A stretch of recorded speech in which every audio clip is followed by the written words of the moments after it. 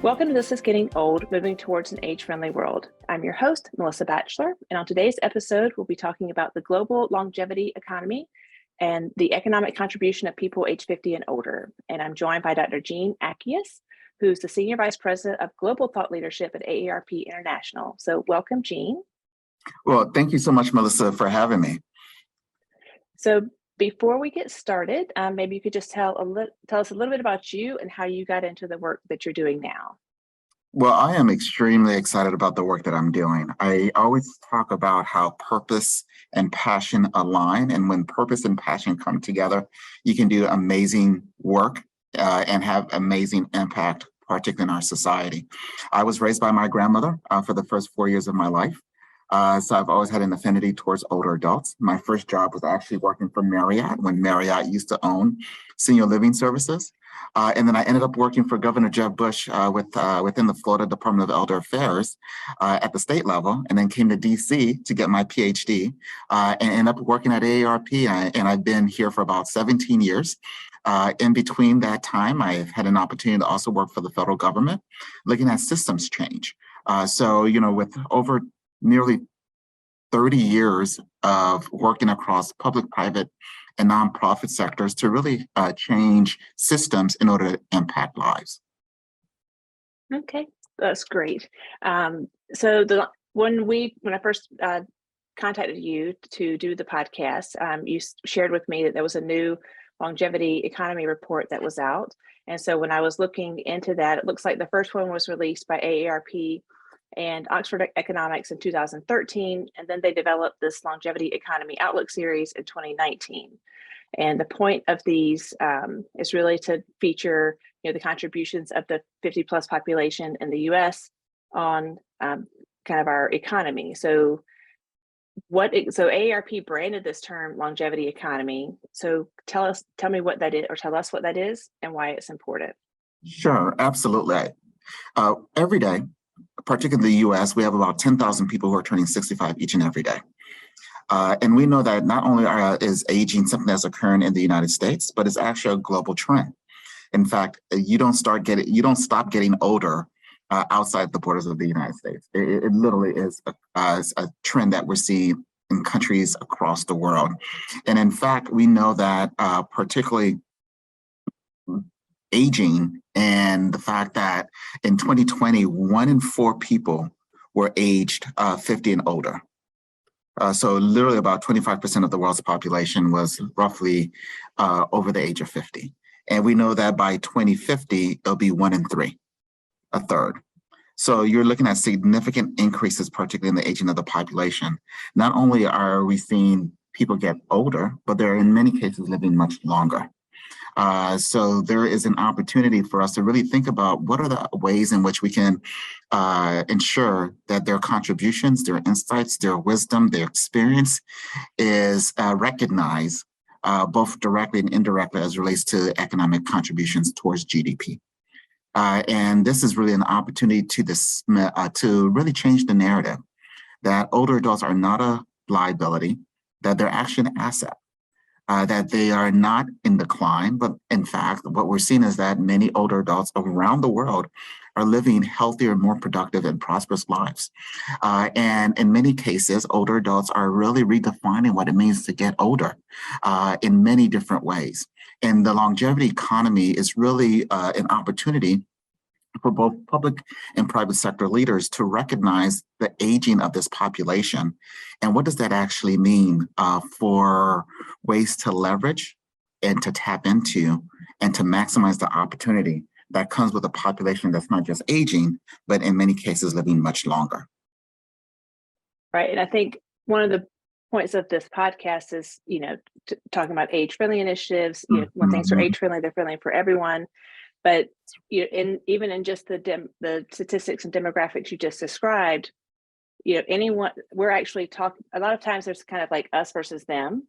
I turned 50 this year, so we're talking about me as like, like on this end of the wave, but really anyone born in the year 2000 or before is who we're actually talking about. And what do we need to do for that group of people, and then everything else moving forward. So with, thinking about the year 2000, I'm like, oh, that actually includes my oldest son. So, so we have this rapidly aging population, and we don't have the current public policies and business practices that we need. So what are some of the ways that we're falling short, or businesses are falling short in that arena? Well, one of the things I always talk about is that if you're a company and you don't have a strategy that addresses longevity, then you are really at risk, both in terms of your long-term viability and the opportunity to be relevant moving forward. And it's exactly what you just talked about, Melissa, that millennials in particular are going to start turning 50 in 2031. That is about, that's less than 9 years from now, right? And Gen Z will start turning 50 in 2042. So you have this huge burgeoning population. Many companies are actually managing 5 generations in the workforce.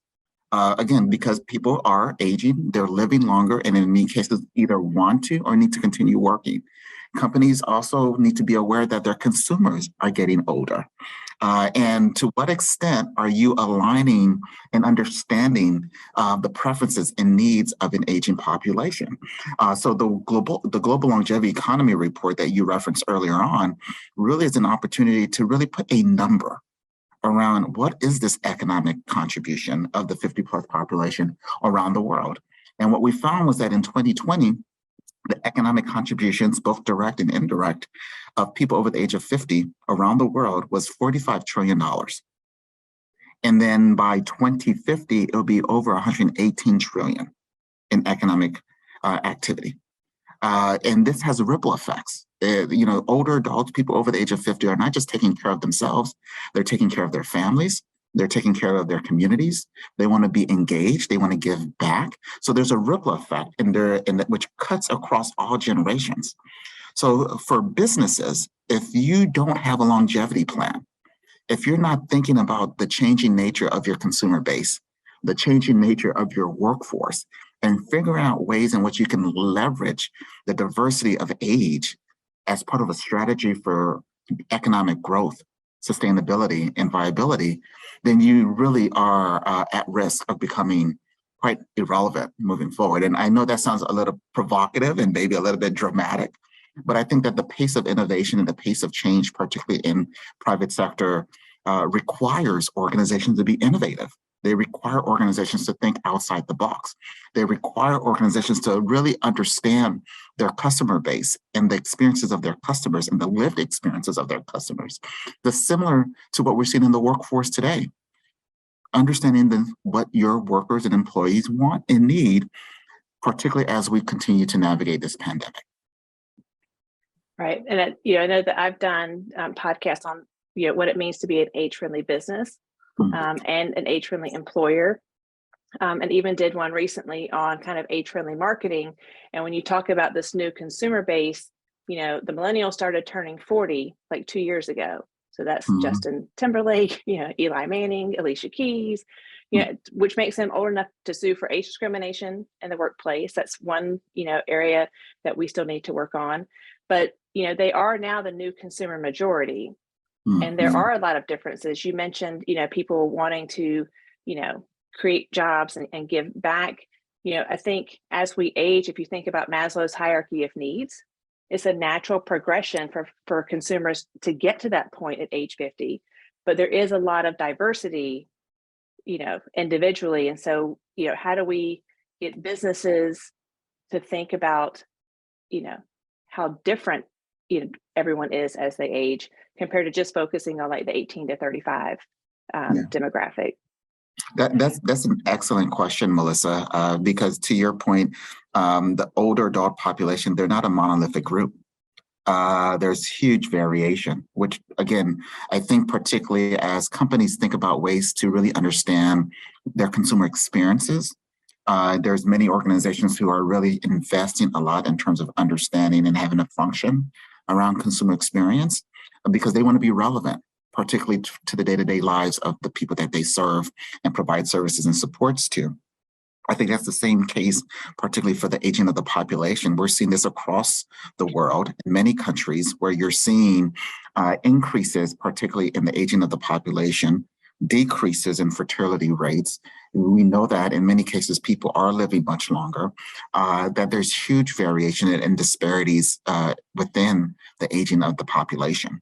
One is the fact that you're seeing increases in how long people might live, but there's a huge gap in terms of how healthy those additional years are. Mm-hmm. So how do we start to close the gap between how long someone lives and how healthy those years are?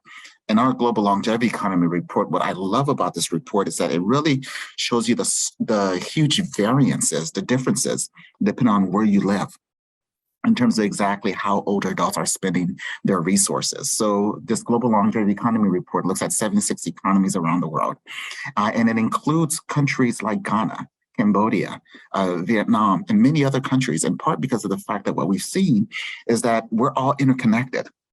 Meaning the fact that people over the age of 50 in high-income countries are contributing to countries where they may have a much younger population. But those contributions, because of international trade, are significant. But when it's interesting, when we start to look at the data and we start to look at this report, particularly looking at low to middle income countries in terms of exactly what were they spending their money on. And what we found was the fact that for households, particularly in low to middle income countries, more than 50% of their dollars was being spent on food. Mm-hmm. Listen, more than 50%, relative to about 16% in high income countries. Right. Right. So do you think that changed after the pandemic because the cost of everything is so much higher? That's exactly right. I mean, the cost is so much higher, which means that who's absorbing some of the burdens as a result is in many of these communities and localities where there's just not enough resources. So I do think that as companies start to think about, your mission as an organization and what problem you're trying to solve, I think it's critically important to also take an equity lens to the work that you do, and to understand exactly to what extent are the solutions and products that we're creating solving some of these huge gaps, or are they actually exacerbating some of these huge gaps? Whether it's— Do you have an example of that? Sure. So a great example, I'll go back with food insecurity. And in fact, you and I were just talking about health. So I'll stick with health. We just created a huge collaborative called LEAD, and it's Leaders in Equity and Diversity. And it's a Mid-Atlantic collaborative that's designed to do three things. The first one is to really get organizations to address one clinical health measure around closing the disparities gap by 2024. A second is around addressing the issues of social determinants of health, or what I like to use now as social drivers of health. Whether it's food, whether it's food insecurity, whether it's transportation, whether it's housing, whether it's the education system. We know that where you live, where you eat, where you work, where you play, where you pray has huge implications in terms of how long you actually live and the quality of those additional years. The third area is to ensure that the diversity of the organization at the board level and C-suite level is diverse and reflective of the population that they actually serve. So this collaborative is designed to address those three areas of focus. We have more than 34 healthcare organizations and community-based organizations across 7 states that serve more than 9 million patients on an annual basis. And most recently, the Healthcare Review Commission in Maryland actually came out with some guidance, and they're a member of this collaborative, that basically said, we want 50% of our hospitals to have reduced health disparities by 50% across 4 quality measures by 2026. This Healthcare Commission actually sets the payment rates in Maryland. So that's just one example of how an organization is using the payment structure and the reimbursement policies to basically try to close these health disparities gaps.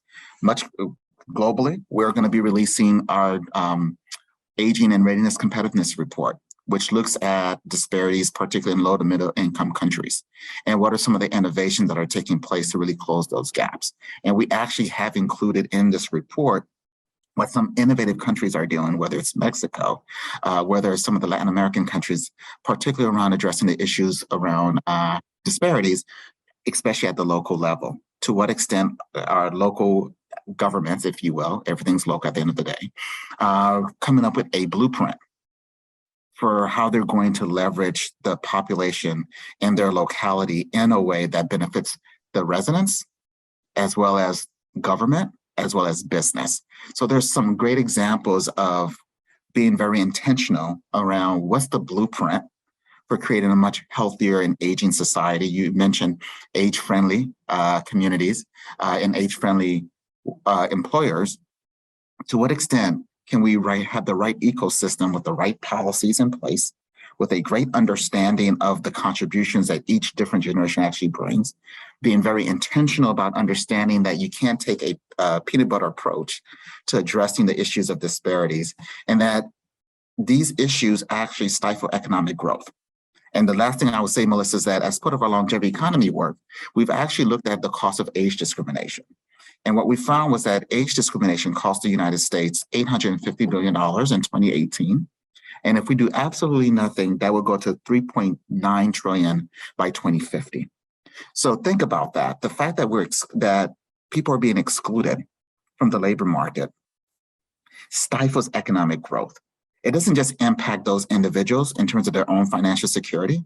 It impacts all of us because that overall GDP could have been much larger if they had an opportunity to contribute. And when you take that 850 billion, and I'm throwing a lot of numbers out there, but I think it's critically important. When you take that 850 billion and you say, okay, well, what's going on here? What you find is that this is where intersectionality comes into play. So as you were referring to the issue of equity, what we found was the fact that a third of that $850 billion loss was because of the fact that older women were forced out of the labor force. Yeah, and particularly older women, African-American women, and that starts for them at age 40. That's exactly right. The pandemic has been very, very, I mean, it's had a lot of things, but just some of my thoughts about what you just said. I had a friend of mine the other day said, she goes, you need to start talking about your work more around social determinants of health. And I'm like, what do you think the Age-Friendly Initiative is about? It's about housing, transportation, inclusivity, community, socialization. Like, it's all the same things as social determinants of health. I guess it's just framed differently, and people haven't actually put those two concepts together. And then the next thing was, you mentioned the word ecosystem. We've actually been doing an age-friendly ecosystem summit the past 2 years at GW with 5 different age-friendly cities. And the point of that was to share some of the different initiatives that each of these cities were doing, because it's not one size fits all, but it was about sharing those blueprints that could then be replicated in a different part of the country or even the world, because I take all of those speakers and turn their sessions into podcasts. But I think when people don't know what to do about a problem, like, we can all see that there's a problem, but if you don't know what to do about it, then most people do nothing. Versus if you heard of a solution, or you're like, hey, that would help this community, because all age-friendly initiatives are tailored to their own community. So I think that's what's really great about the global report. It's about learning from other countries. You're right that we're all interconnected. We can all learn from each other. What works here may or may not work someplace else, or maybe it would work with a tweak. And I think the more we talk, that's the whole point of this podcast, is how do we get people to talk and to pay attention to these initiatives, because there are answers. That's exactly right. And and to think about, I think age discrimination is just based in ageism itself. And of all the isms that we have, it's the only, like, all the other isms divide us: racism, sexism, but ageism should pull us together, because it's the only one we're all doing. Yet it's the only one that's largely absent from the national conversation about the isms. That's it. So you hit up on a huge point, Melissa. So as part of the work that we've been doing to help companies leverage a multi-generational workforce, we have this major initiative with the World Economic Forum. It's called Living, Learning, and Earning Longer. And we created this in 2019 because this was pre-pandemic. And for your listeners who are out there, they might remember this, but there's a lot of conversation around the future of work, right? AI and robots and all of these other mega trends, but no one was talking about longevity. That in fact, your workers are likely going to get older and they will likely live longer and might want to or need to continue working. And that many companies are in many ways managing 5 generations. And at that point in time, they didn't really have the tools to leverage that age diversity. So we kicked off this major initiative called Living, Learning, and Earning Longer, both in terms of doing some promising practices and case studies, and also created an entire collaborative. We have close to, if not a little bit more, over 100 global companies who are part of this Living, Learning, and Earning Longer initiative. And the whole focus is around age diversity, elevating the practices and the ideas around leveraging age for exactly what you said. We did a major survey of over 6,000 C-suite executives across all of the OECD countries in 2020. And 83% indicated that they valued a multi-generational workforce, but 53% said they did not include age as part of their DEI policies. Oh, So, I know. Yes, this is, yeah. So to your point that, there's a lot of discussion, particularly at the national level and in many forums around DEI. How do we elevate age as part of the DEI framework? Because it's one of the dimensions. And if we can do anything, it's to really close that gap between what employers say they want and what is actually being implemented from a policy standpoint. Right. And, when things are age friendly, they're friendly for everyone, which means all generations. But I think that, there's a lot, older adults tend to be squeezed out because, the common thought is, we want younger, that people as they age can't be innovative, they can't be creative, which is totally false. But think about the benefit, a mutual benefit. Like, I think a lot of times when people think about, oh, well, maybe older adults don't have the tech skills. Well, that's what the younger generations could do. We could teach that to you.